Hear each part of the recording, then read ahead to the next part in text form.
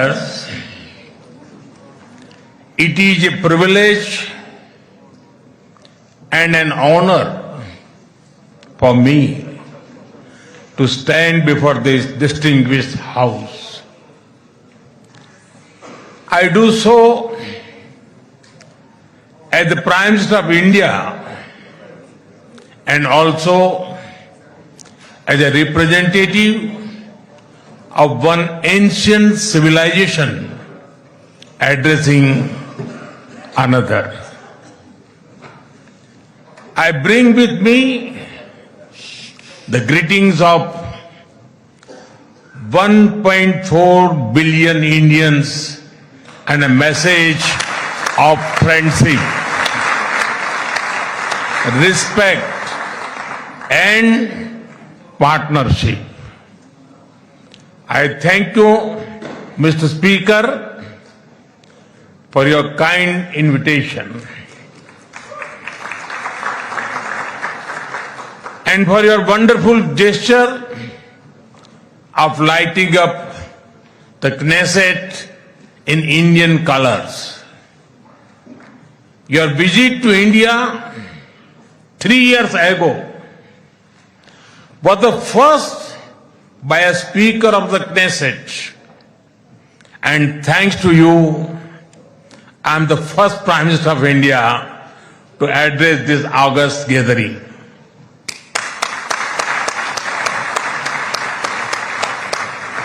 Nine years ago, I had the good fortune to be the first Prime Minister of India to visit Israel. And I'm very happy to be here again, returning to a land to which I have always felt drawn. After all,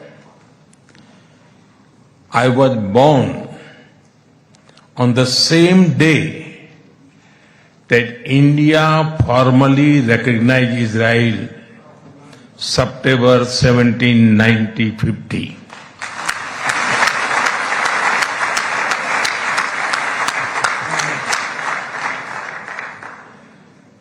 Honorable members, I also carry with me the deepest condolences of the people of India for every life lost and for every family whose world was shattered in the barbaric terrorist attack by Hamas on October 7. We feel your pain. We share your grief. India stands with Israel firmly, with full conviction in this moment and beyond.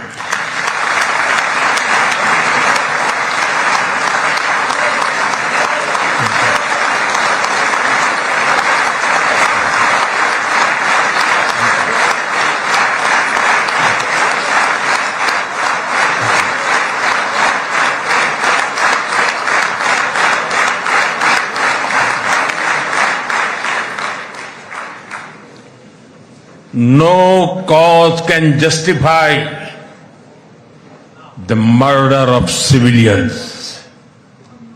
Nothing can justify terrorism.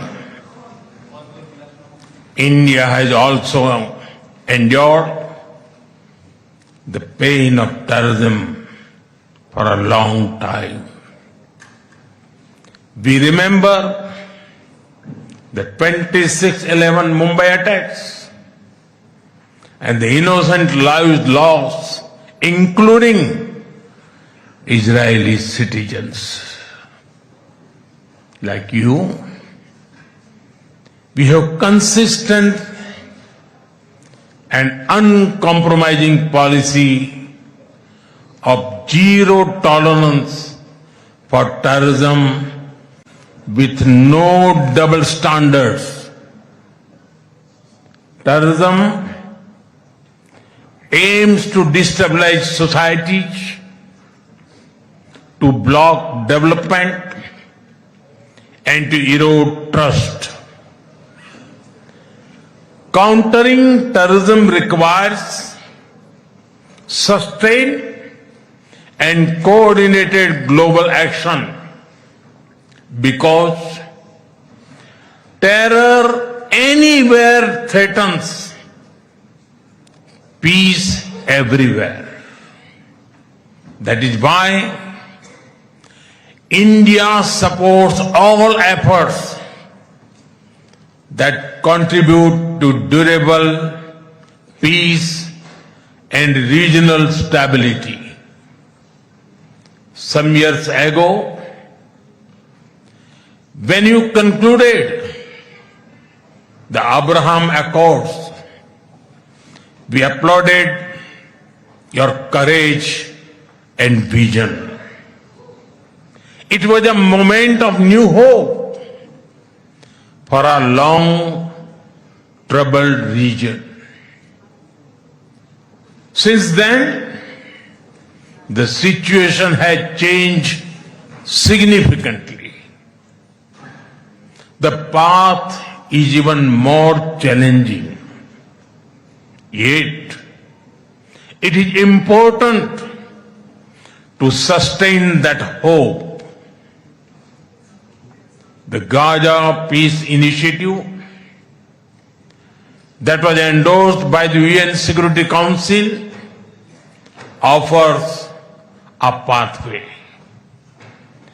India has expressed its firm support for the initiative.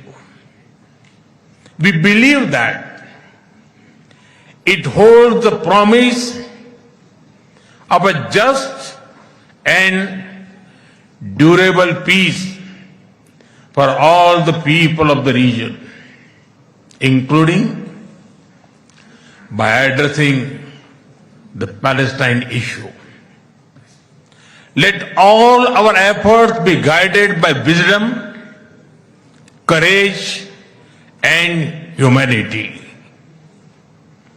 The road to peace is not always easy, but India joins you and the world for dialogue, peace, and stability in this region.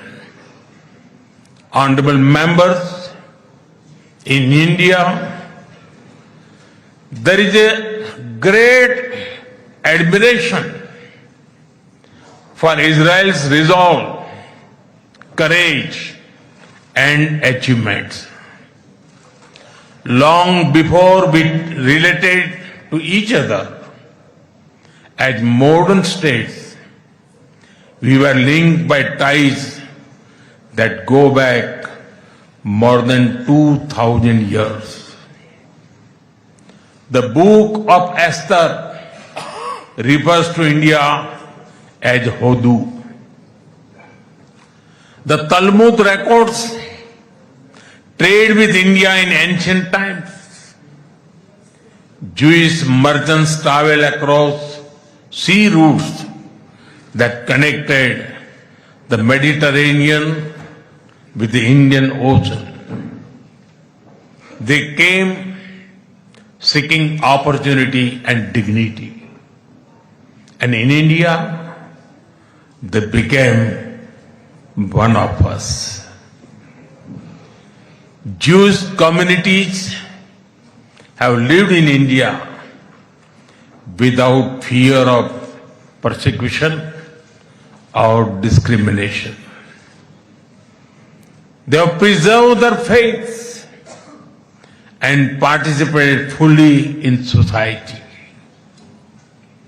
That record is a source of pride for us. Honorable members, the Bene Israel of Maharashtra, the Kochini Jews of Kerala, the Baghdadi Jews of Kolkata and Mumbai, and the Bene Menashe of the Northeast have enriched India. In my home state, Gujarat, there is a school set up by a Bene Israeli family, Mr. and Mrs. Best. It is an excellent school, and of course, it is called the Best School.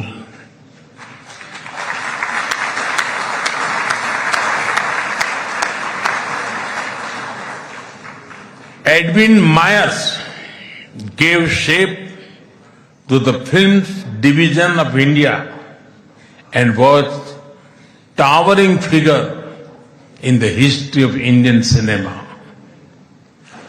Dr. Rubin David was the founder of the Kankaria Zoo in Ahmedabad. The actor David Abraham Chaulkar, or Uncle David, become a household name across the country.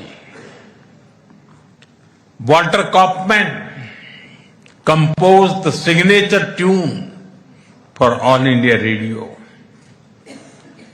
David Sassoon built many institutions that still serve Indian society. And of course, the heroic contribution of Lieutenant General J.F.R. Jacob during the 1970 war with Pakistan is widely known.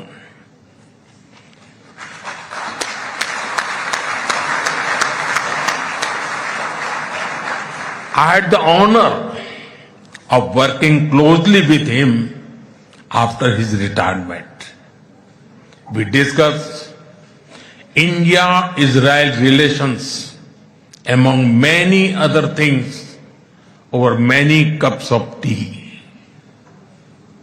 There have been countless others whose contributions are woven into India's rich fabric of life.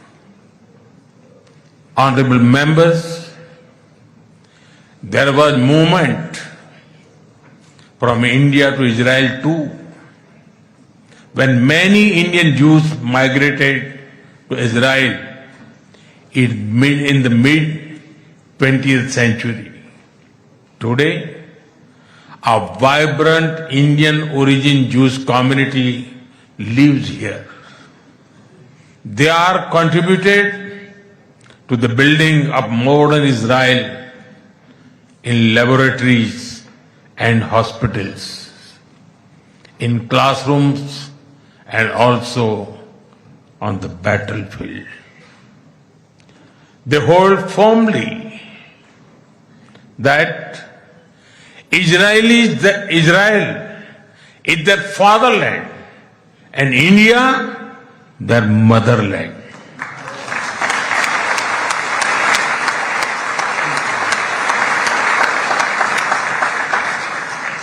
We are proud of them.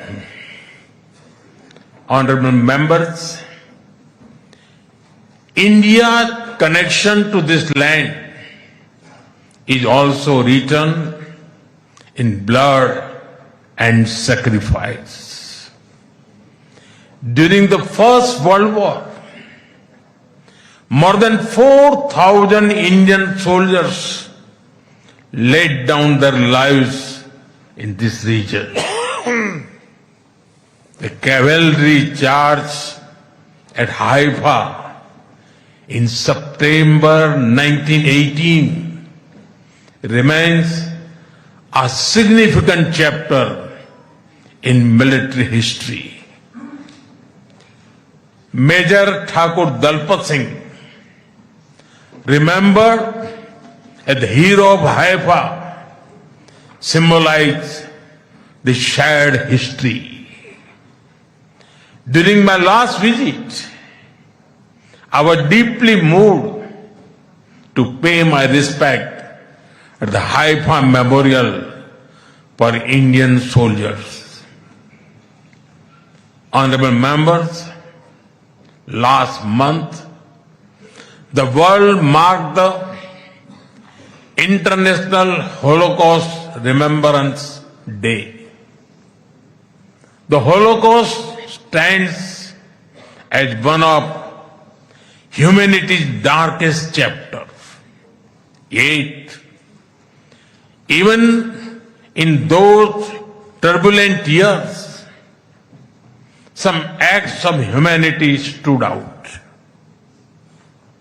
The Maharaja of Navanagar in Gujarat, also known as the Jam Sahib, offered refuge to Polish children, including Jewish children who had